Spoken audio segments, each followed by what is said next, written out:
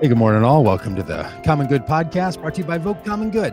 And it's a beautiful Monday where we talk about the news and big things in the news, little things in the news, things that matter to you in the news. And around here, we like to say there's a little good news in the air, or if there's not some good news, we'll try to make a little.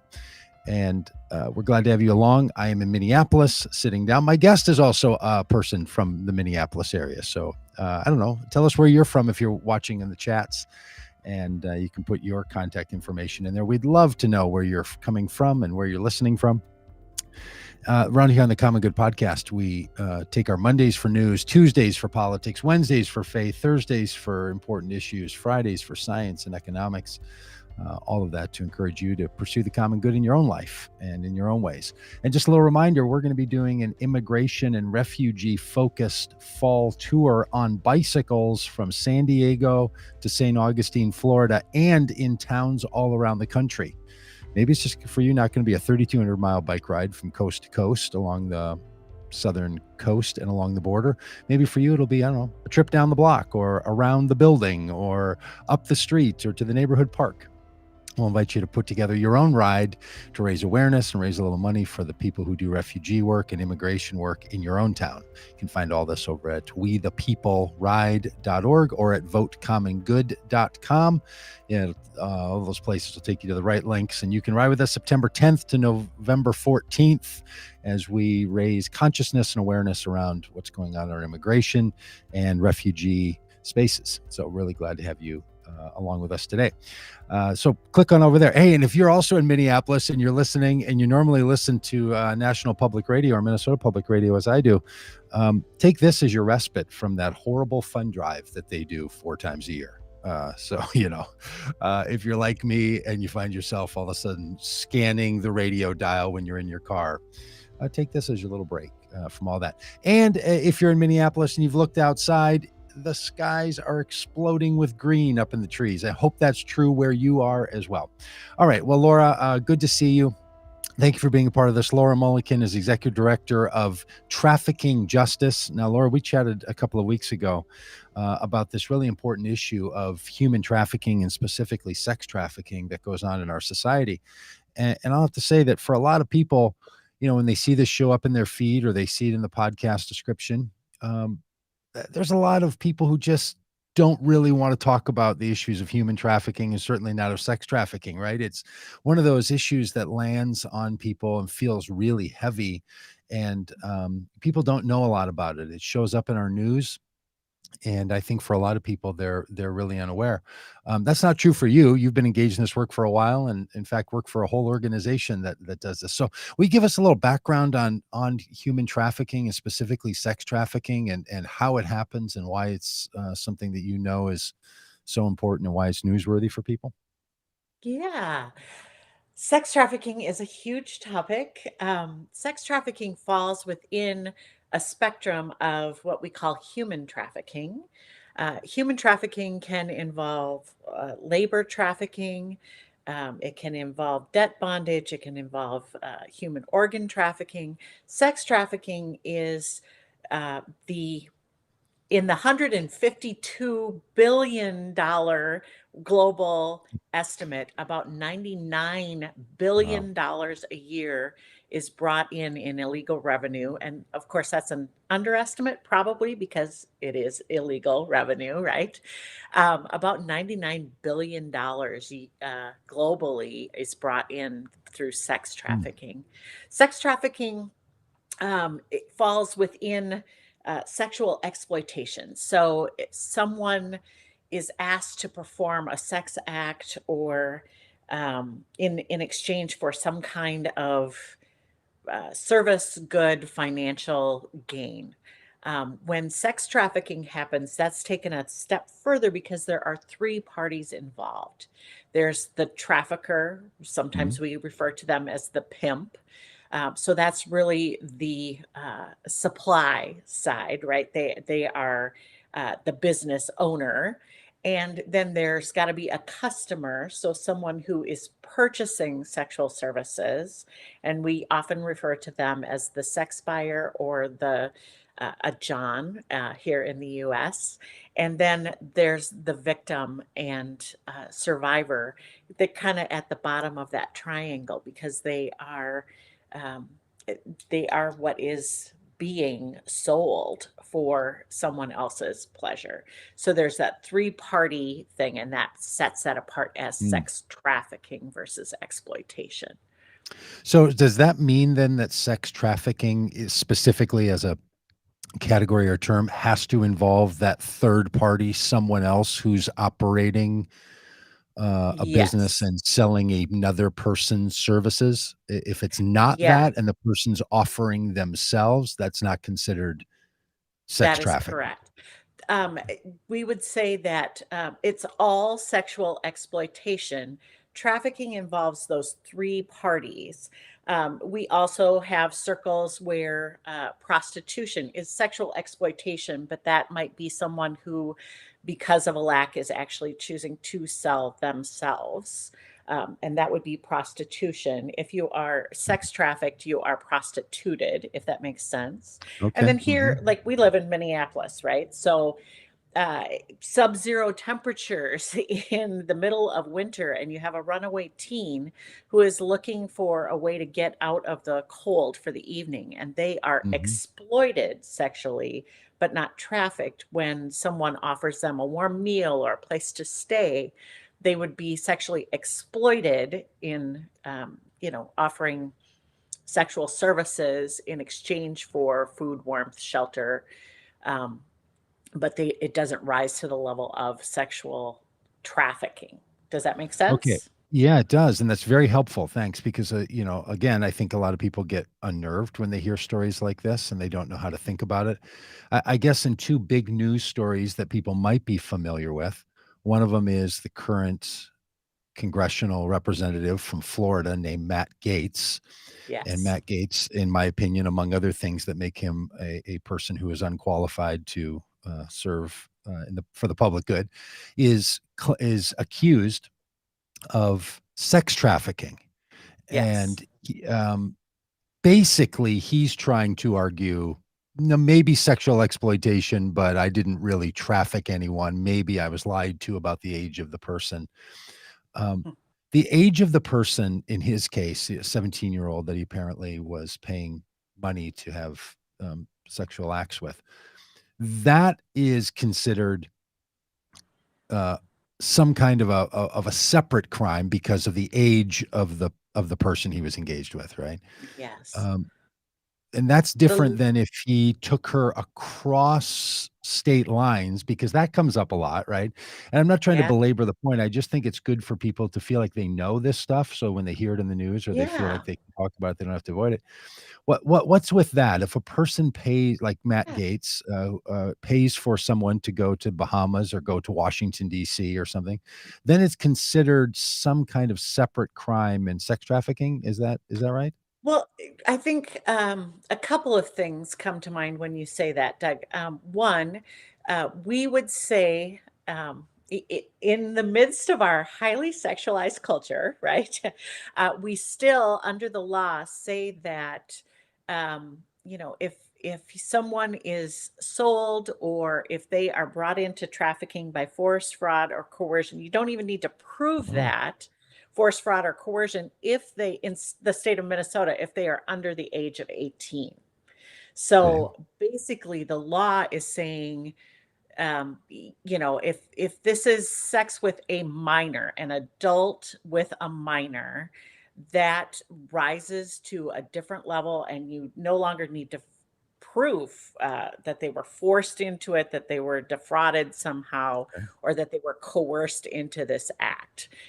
It is just flat out illegal if they are a minor, and that should be well known by the Right. majority of the public, right? Yeah. The other thing that you alluded to was the crossing of state lines, and where that really makes a difference, especially in sentencing guidelines or prosecutorial kind of funding, is that when an individual transports someone across state lines to be trafficked, or for, after they've purchased their body for their own gratification and they move that person across state lines, it becomes a federal crime.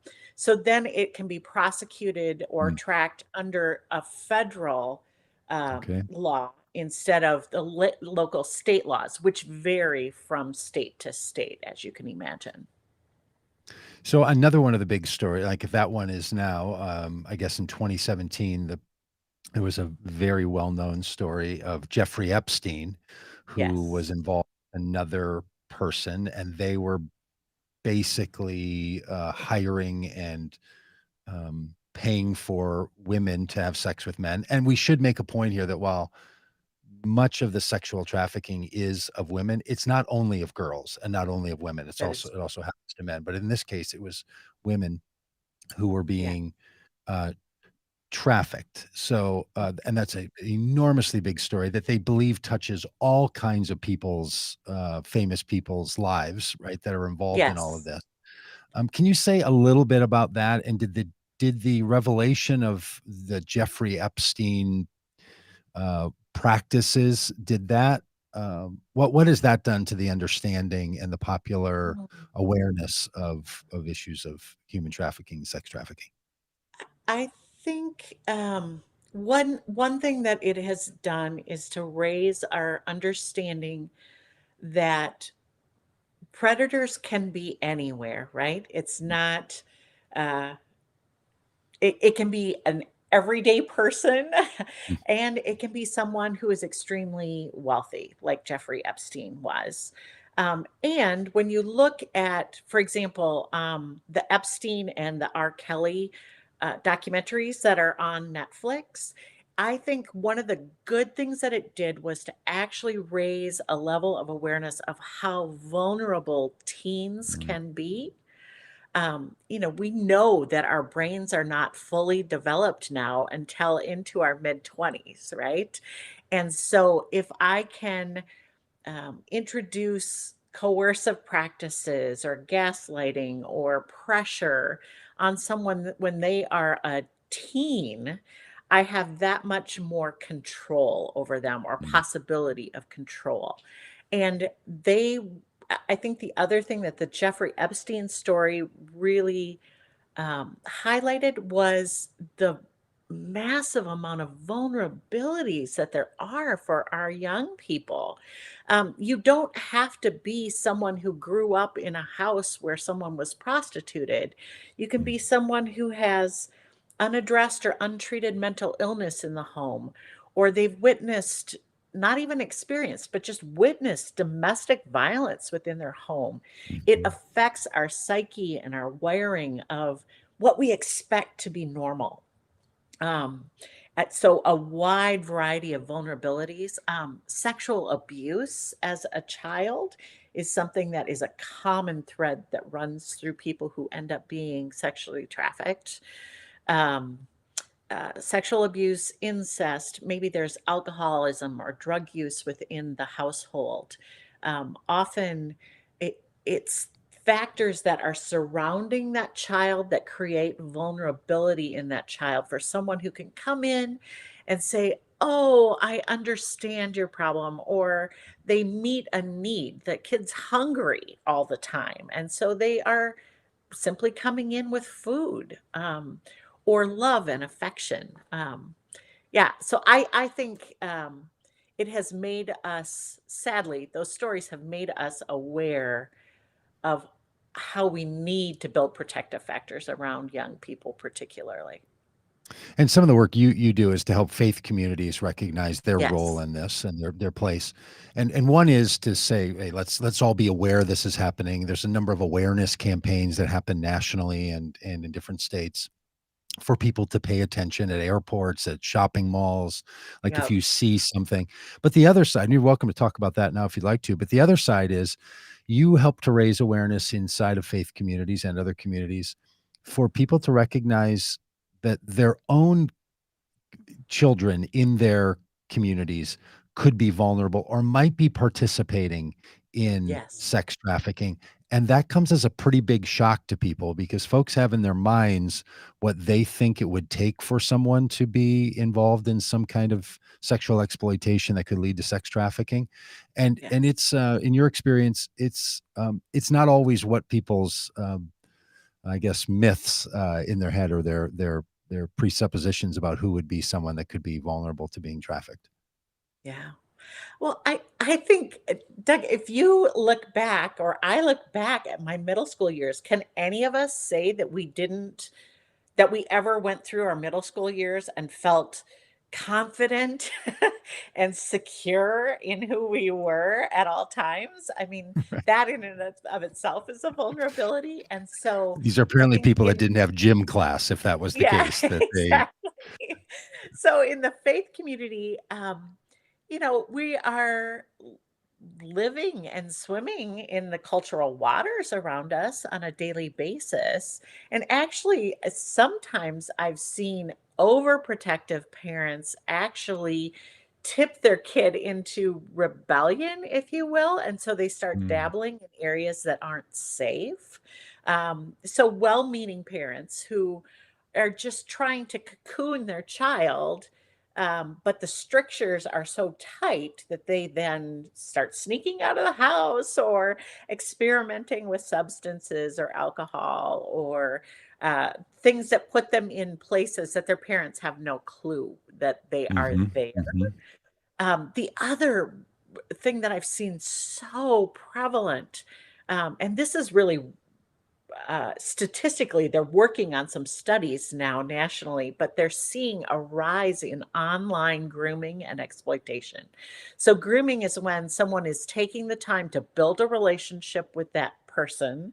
And we talk about teens a lot or preteens, but it can be adults as well.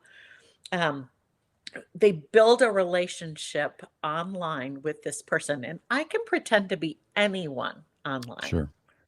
I can present myself as another 12-year-old.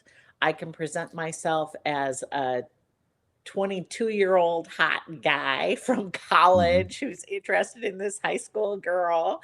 I could literally be anyone. And so they develop an online relationship through Facebook. I've worked with clients who have met their eventual trafficker in a chat room on Minecraft. I mean, you mm, think that's pretty innocuous as a parent. So parents are kind of thinking, oh, well, I'm choosing what online mhm, activities my kid mhm, can be mhm, involved in, mhm. but we're still unaware sometimes as parents of the other layers that are hidden within that. We actually know of two people who met their traffickers through a chat room in Minecraft of all things, which Mm. is kind of innocuous, right? Mind-blowing. Yeah, right. Yeah. So, um, yeah.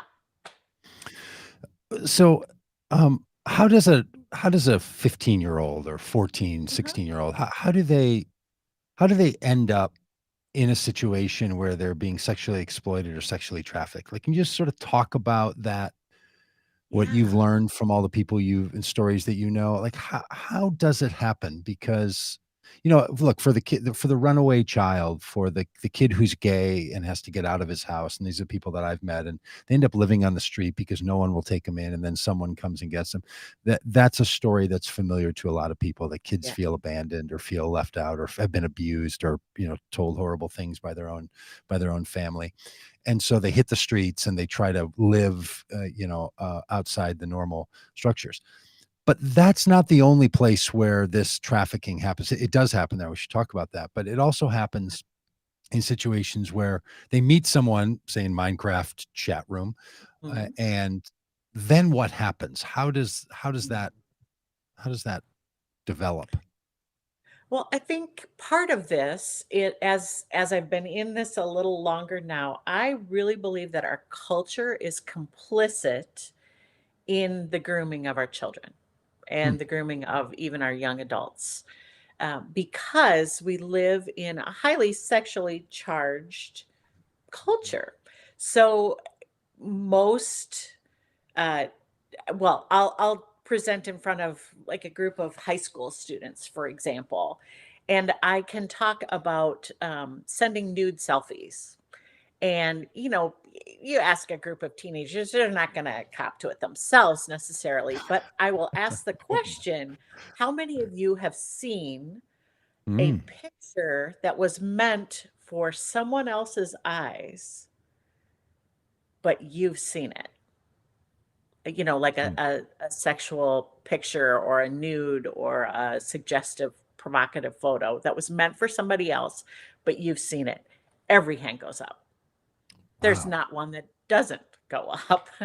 And we see a lot of times, Mm. this is it's prevalent, number one. It's become a thing, right? When Snapchat came out, people thought, "Oh, I can send whatever and it'll disappear." Well, we all know you can. Yeah, I'm 50 something and I know how to take a screenshot, for crying out loud, right? So it's not really going to Good disappear. point. And we've seen that once something is sent that crosses a boundary, so it softens or blurs our boundaries as a teenager or as a young adult. Mm. And then often I've actually walked with people who they were pressured by their boyfriend in this instance to actually send something, and then they turned it around and pressured them to send additional material.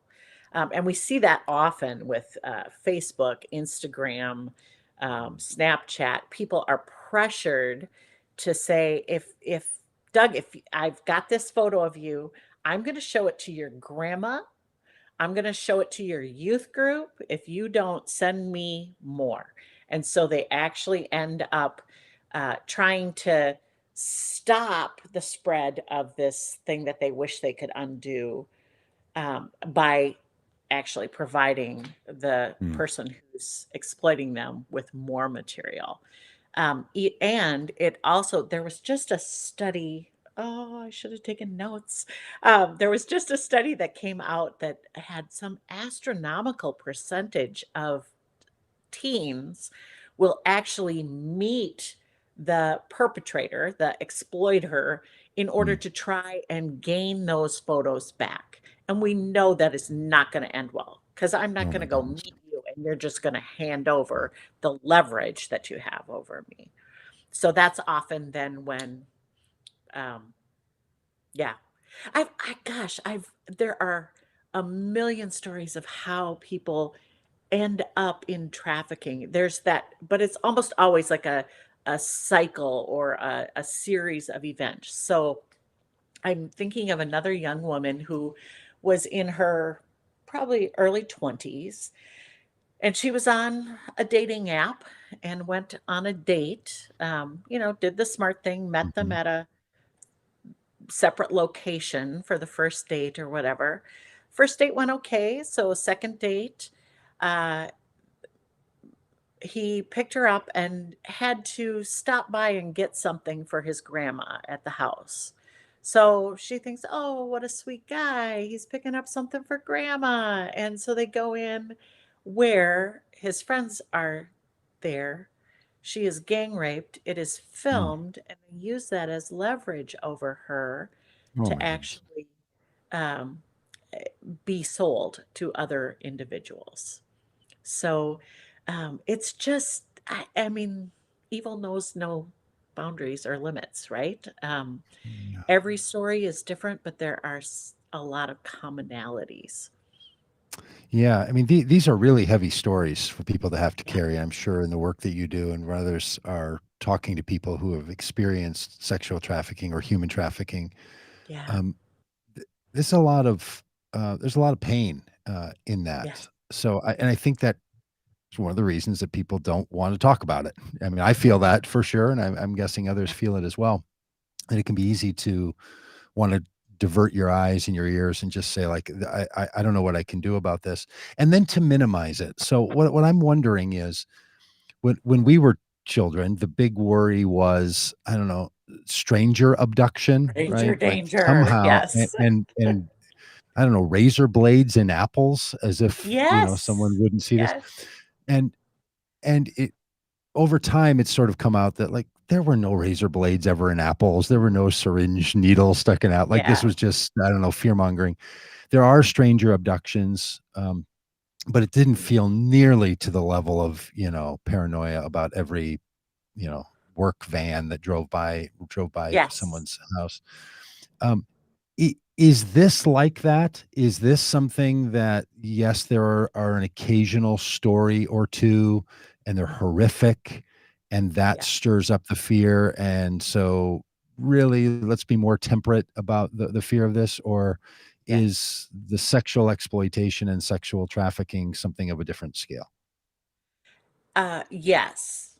I would say that, we have these pictures in our mind of Taken, Yeah. where it is like this stranger abduction or this crazy abduction scene.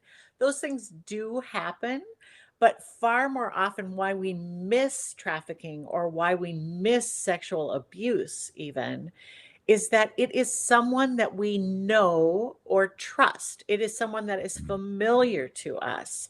So I've known women who have been trafficked by their own family.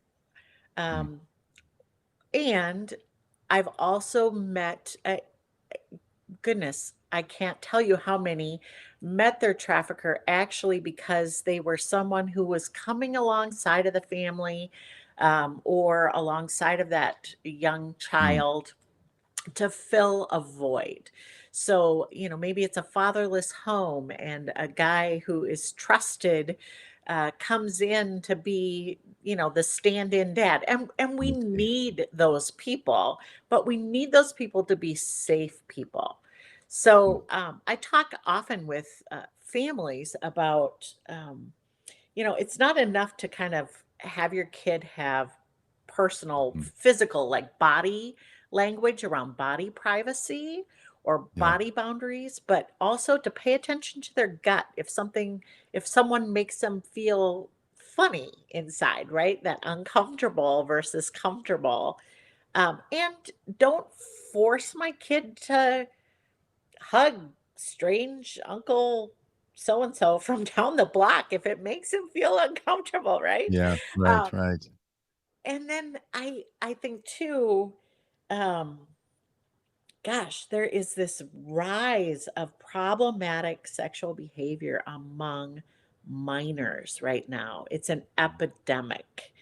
And it is largely linked to pornography. So we need to be Mm, talking to our kids about pornography because pornography is used to instruct, it's used to groom, it's used to break down boundaries so that kids are accepting or vulnerable to being sexually mm. abused as well as trafficked.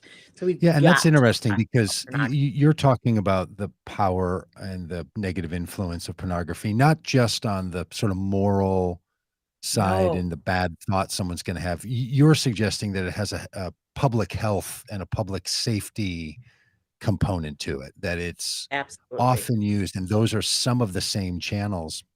And I've even heard stories of people whose friend is more into some kind of offering themselves sexually to other people for money, and then they bring a friend into it, and Yes. oftentimes they go together and are doing, and then it moves into a whole other space. I- Yeah. is that how it goes? Is that how you see it as well? That That sometimes you start sort of it's sort of teenagers and young adults, well, I guess all of us, just sort of move along a path of more and more, deeper and deeper of the engagement yeah. that leads into sexual actions that people at one point in their life would have thought, I would that doesn't look like me, I wouldn't do that, and pretty soon, Mm, here they are. absolutely. I remember one of the women that I walked with when she was in high school, she really wanted nice things and their family couldn't afford nice things. And there was someone in her class who was showing up with a designer bag to school. And she kind of said, I want that too. And the friend kind of said, well, be careful what you wish for or whatever. But she Mm, was pretty certain she really wanted this was going to make her life happier, right? And so she went with a friend and ended up getting involved in a trafficking situation where she was pimped out on weekends while she was going to school.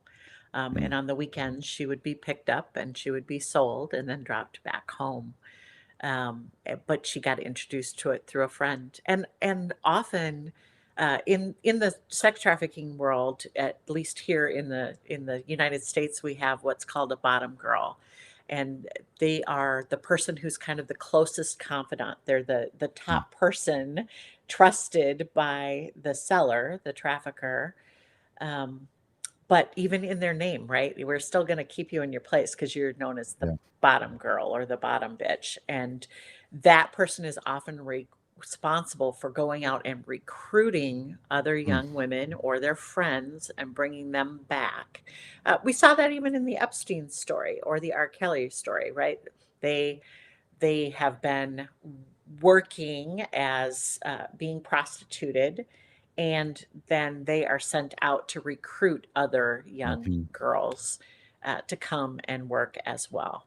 It's that Mm. friendship that then exploits. And that additionally, think about the way that that messes with your head. Yeah. Um, at least if I'm recruiting, I don't need to be providing all of those services. I Yeah. can get somebody else to do it. So I've got a little bit of distance. I've got a little bit of power and control, even though I am still under the power and control Mm. of the person who is selling me. So Laura, Peggy in our chat makes this. She makes this statement. She says, "I'm involved with a Christian community outreach group. I would love to be able to present this information. I'm in Michigan. Mhm. On the website that of your organization, traffingjustice.com, there's these involvement tracks that list 6 ways to be involved with prayer, raising awareness, prevention, legal advocacy, restoration, and prevention of demand. Are Yes. those the kind of places where Peggy and others could go to get the information that Yes. she wants to make available? Yeah, she can feel free to email me at Laura at traffickingjustice.com. We can actually do virtual classes right now. I'm leading a Mm. prevention class right now with people from around the country. That's become far easier. But then also, we know that, one lone organization is never going to solve something so big, right? And so we are equipping other churches or faith communities or organizations. And then we also here kind of figure out what your gifting is or your passion is, and then plug you in with other organizations locally. So we have no desire to be kind of the be all end all. We really Mhm. want to see people plugged into another program that's a good fit with their giftings. Well, this has sure been great, Laura. Thank you so much. Thank you for all your good work, Yeah, for taking a lead on these issues and getting out and talking about them. I know for you it's quite comfortable, and you've gotten very good at it in all the years you've been working on this. And I think it's a real bridge for people for whom their own, because it combines a number of difficult issues for people. It combines sexuality, combines trafficking and control. It combines real heartache and pain and abuse, and you put all of those together, and boy, it's just things that we all wish were not true, and sometimes that means this can sort of sit over in the shadows. And I yeah, appreciate so much the work that you do and that other groups like this do to be sure that the proper daylight is shined on these kinds of important topics. yeah. I think if I could just say, for those of us who shy away from this topic, I'm a believer. Jesus didn't call me to only step into the light, right? We're supposed to step into dark places and push back the darkness. And when I engage with foster care, when I engage with covering the vulnerability of a young person, I am fighting Mm, trafficking. So we don't need to all be, out on the front lines. I think we are engaged in the fight when we just step in to cover vulnerabilities of mm, homeless youth, of kids who are abused. All of those things are ways to fight. mm. Be a good You know, neighbor. that phrase reminds me of a quote that I heard attributed to music producer T-Bone Burnett. He was asked about how he writes the music that he does as a person who's a Christian, but he doesn't write only Christian music. And he said, well, I guess if, like me, you believe Jesus is the light, then you have two choices musically. You can sing about the light, or you can sing about what you see because of the light. And I like to Mm, do the second kind. that's And I thought beautiful. that's an interesting way to look at the world, right? That light Yeah. is meant to shine on some things and to show uh, that which otherwise people might not see. And it feels like that's what you're doing. The people who are seeing what you can see, sharing what you can see because of the light. So thank you so much, Laura, You're for all this work. Again, it's Laura at traffingjustice.com. That's a great welcome. website too if you just want to start there, and there's a contact form and all the rest there. So thank you so kindly for being with us today. Thank you so much. Take care. You bet. You bet. And now we'll make a little transition ourselves into talking about other news topics that are happening in our world. A number of things in the world of news. Hey, yesterday, I guess a similarly vibed tone was Mother's Day. As if you didn't know that, and your mother is still someone waiting for a phone call or a card or a response from you, hop on it. Maybe just tell her you got your vaccine and you were wiped out yesterday. Uh, or as I heard someone, Dan, refer to it the other day as the Fauci ouchie when they got their vaccine, which kind of made me giggle, frankly. The Fauci ouchie. But yesterday was Mother's Day. And when I was a pastor working in a church every Mother's Day, I would remind the good people of Solomon's Porch, and now I will remind all of you that Mother's Day was actually started in the late 1800s, right at the turn of the 20th century, early 1900s, and it was a movement among mothers trying to stop wars. Mother's Day came out of churches. Actually, a group of women, first in the state of Washington and then other places around the country, band together to raise their voices as mothers to say, we no longer support war. We're not going to have our children exploited, per our conversation with Laura, our boys sent off just to become fodder for these wars. So Mother's Day was a war abolitionist movement that took off. And for decades, Mother's Day was all about peacemaking and no more war with our children. That has since changed. Now war is, one of those things that for far too many people is cherished just as deeply as their own mother, like mom, apple pie, and a strong military. So somehow Mother's Day has become something else. Look, I am not saying we shouldn't have a day where we honor our mothers and thank them for being a mom, for sure. We should also know that the way this one came about, before it was taken over as what's often referred to as a Hallmark holiday, is that it was something that really was pushing people to bring an end to war. All right, a couple of things in the news these days. Our public health advocate Fauci is saying that we're going to potentially be done with the masks. Dan, done with the masks come this summer. Here's our man Fauci telling us uh, they're going to be done, and then maybe we only have to wear them occasionally, just Some an occasional seasonal seasonal masking. seasonal masking. It'll be the kind of thing like, hey, you can't wear your mask till after Labor Day. It's like white pants. It's like a white pants Yeah. rule. There's going to be a time when you can, a time when you can't. It actually struck me also. What if there's a whole generation of kids now who are, I don't know, like third grade, fourth grade, so their childhood is marked by this mask wearing. And then when they get older, say 15 years from now, 20 years, when fashions start to come back, kids are just walking around with like a mask hanging around their neck, just as sort of how when I It's was just part of the look. Yeah. yeah, in the 70s and 80s, like 50s clothes came back, and then every 20 years it's part of the kitsch. Well, look, if we are in a place where the masks we really can be done with them, man, would that be some good news. So here where I live, the governor has put a date certain and a um accomplishment both that could turn off the mask mandate here in the state of Minnesota. Hmm. 70% of people vaccinated, and we'll take it away. I mean, it's like a dad bribing kids to be appropriate, in the back of the car until they get to wherever they're traveling to.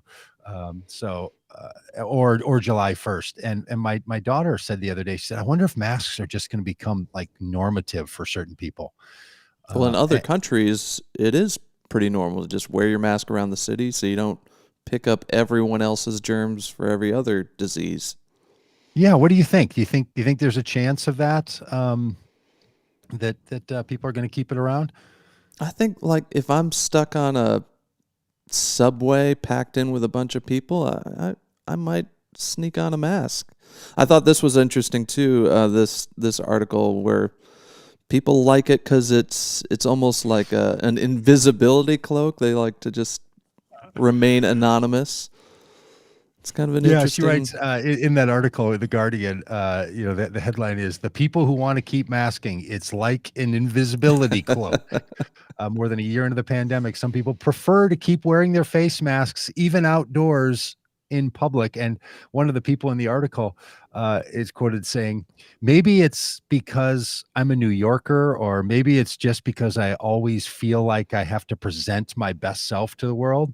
But it has been such a relief to feel anonymous. It's like having a force field around me that says, don't see me. Now, I have to say, this is one of those things that in in child development, they call object permanence. And that is that when a child looks at a ball and then you put the ball behind your back and then you bring the ball back, at some point, like it reappears. But then as a child develops, they realize, no, the ball is still there. It's just behind the person's back. Um, People can now, I get it, yeah, that you cover up part of your face and you can sort of get that away, but I don't think this is really you're not being seen. And I don't know, I guess I feel like if you're wearing a mask primarily because you want the anonymity, um I don't know, what you're up to. It used to be, and Heading there are to still rob a some bank. states.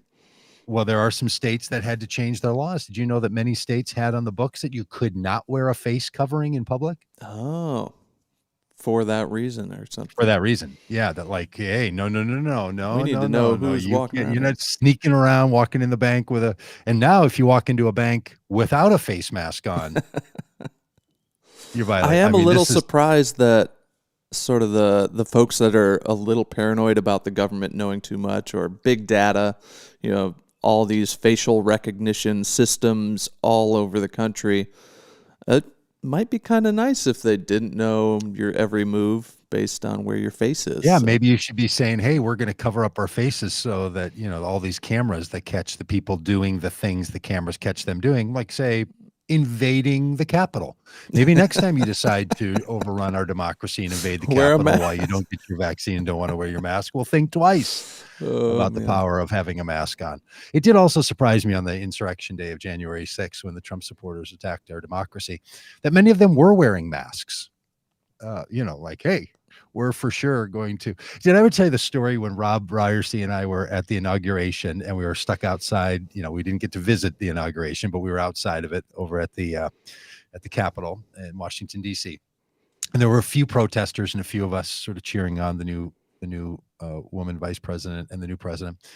And one of the guys had a mask had a shirt that said "Don't tread on me," and then he had a mask that he was wearing that was cut out around his mouth, right? So he was making a real statement, and he Yeah. was standing, and people were photographing him and interviewing him about why he's not going to do this, and he said, "The do not tread me" is what this is about for him.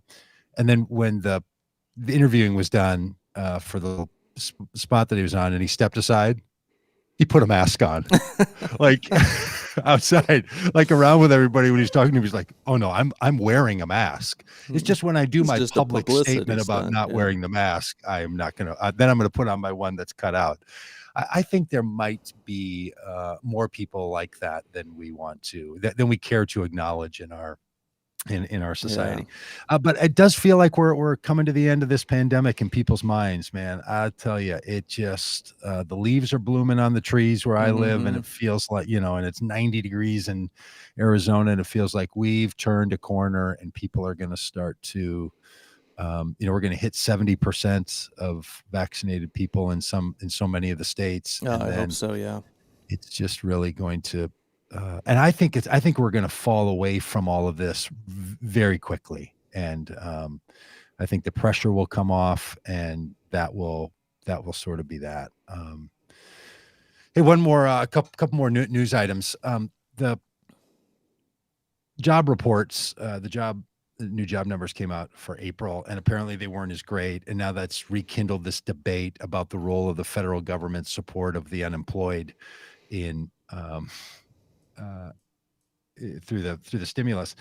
And a lot of states want to get rid of the federal government boost of what's now $300 a week, used to be $600 a week, added to people's unemployment so that they could get by, because the government knew when the pandemic happened and all these jobs ended, like, people can't live off of 40 or 60 or 80%, depending on what your state paid in your former wages, that was going to cripple the economy. So they just sent a Mhm. blanket amount of $600 per person to sort of boost it up, and then that was cut down to $300. So for a lot of people, they might pick up $1,200 a month, and then whatever percentage of their unemployment that they were eligible for based on their job. And there are Republicans and other people who are saying that's what's keeping people from getting these jobs, Yeah. right? Like, it's just it's if someone's going to make more getting the $1,200 plus your unemployment, why would someone go back to work? Why would they do that? Well, this ultimately could be one of the best ways that we've ended up boosting the minimum wage, because even Chipotle is looking to hire 20,000 workers, and they've realized we have to raise income to at least $15 an hour Yeah. plus some kind of other support and benefits. And who would have thought that by using, direct payments to uh, uh, citizens of this country, some form of base minimum income or universal minimum income, that was going to be the thing that caused the numbers to go up. Yeah. I just think this is really something for our federal government to consider when it comes to wages and when it comes to uh, the wage rates. Is the government should just start like we did in the 1930s and the 1950s, tens of thousands of government funded jobs to get certain things done, like building national parks and building highways, and Mhm. Teach for America, was a little project of the late 1990s or the 1990s and early 2000s. Like, that's an approach that the government ought to take, is to make it an employer at a level of pay that will then cause there to be competition. Yeah. And that seems like now often the federal government cannot compete with private sector jobs, right? Like, if you're someone who's a upper management or a CEO of a company, and you decide to go work at a parallel job in the federal government of level of, like, your pay will go Gonna take a from, hit. Yeah. yeah, you're going to make $170,000 a year instead of the 570 or $1 million, whatever it is you're going to make. Mhm. Cannot compete. This happens all the time, but people still take those jobs. Well, what if the government had a whole sector of jobs that really did contribute something, produced some kind of an outcome, take the burden off of private industry, and put the burden on the federal payroll, and that's the way that unemployment distributions could happen, so that people have the process and the progress of work. They can be involved in work, because work does a whole lot more in someone's life than just simply fill their bank account. And I just think a big federal government workforce would be something that should be looked at in this country. And I don't hear anyone even hinting at such a thing. But boy, it seems to me that that would be um, something you could really make hay with. Yeah. Paying people at a reasonable level. Now, I'm sure there's great arguments for why you don't want private industry to have to be competing against the federal government, but that seems better to me than the minimum wage typical arguments that happen. Yeah. And you hear a little bit of this tangentially with the infrastructure spending. Pete Buttigieg, Secretary of Transportation, talking about the need to spend billions to rebuild our infrastructure, basically, Yeah. because we haven't put any money into it in so long. But the result of this would be tons of pretty decent paying jobs to get all this stuff up and running And I again. think, I don't know, maybe I'm wrong about this, but I think that the majority of that money is going to be then paid to states or paid to private industry, paid through contracts to private Right. Yeah. contractors to hire and then pay. Is that That's what right, I right? understand. Yeah. I understand too. And I don't know. It seems to me that like the government, like we do with the military, like we do with the VA, like we do with some other things, we should have a whole workforce Yeah. that's Like the way our on. national parks were built 100 years ago or whatever. Yeah. Yeah. Like there's state employees, there's people who work for the state and do that kind of work for the state. And then, often there'll be 10 or 15% of the work industry, like say in roads or something. Some people work for the state and then other people Mhm. are contractors because sometimes it's cheaper for contractors. But part of the reason it's cheaper for contractors is because they don't pay people enough. Right? It's part of it's part of the struggle. So you wonder if there couldn't be an imagination for a different way for the federal government to employ a certain sector of a certain pay level of employees. And by the way, I've been brainstorming this as someone who has a subscription to Economist magazine. I really feel like I can understand the economy. And that just comes in my Apple news subscription. So I didn't even buy it separately.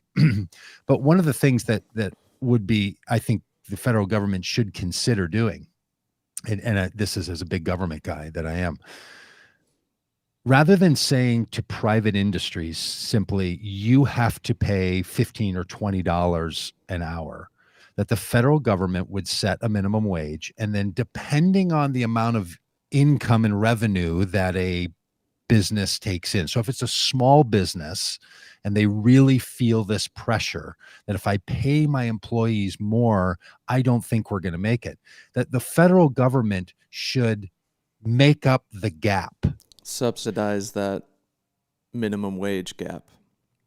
actually pay it. Don't just set the mandate for what has to be paid. But if you said, okay, you're going to go from, $9 minimum wage to $15, that's $6 an hour will be paid by the federal government to that employee if your business is one that can prove that it deserves that level of that level of support. And that way you could raise the minimum wage that people are earning, keep people employed. Because what we do now is that people have to make a decision like, well, if I go on unemployment or if I go on some other subsidy, then that's better for me than having this $9 job. But the industries kind of need these $9 jobs.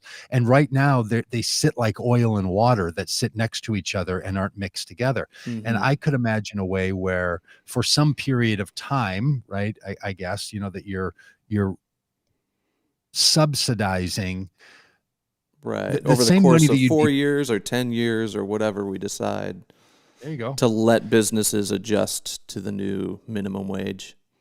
Yeah, and the monies that you're paying in unemployment insurance and in other subs can be moved into this direction, right? So it feels to me like we should either go universal base income or sometimes base minimum income, it's called, and direct payments to people, or get the federal government more involved in subsidizing income, or get the federal government involved in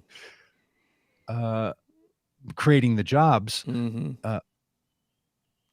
Which is some creative ways of having a big bloated overreaching federal government, but that actually does some good work for people, right? And then we incentivize industries to say, hey, if you don't like this idea, if you don't think this is a good thing, what we're doing, then think, once your company makes enough, has enough proceeds and makes enough revenue, and some of that's determined on shareholder value, and some of that's determined on how much you're, as the owner, are getting out of the company.